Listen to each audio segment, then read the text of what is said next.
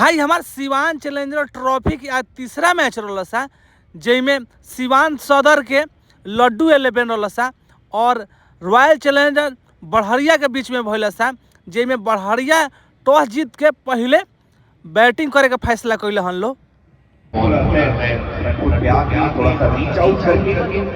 21 over में बढ़हरिया के team 204 रन मर रहा सा, 5 पर जीत रहा सा और जवाबी कार्रवाई में लड्डू 11 सिवान के टीम 17 रन से पीछे रह गए सा, जिसमें बढ़हरिया के टीम के विजेता भइल सा। Man of the match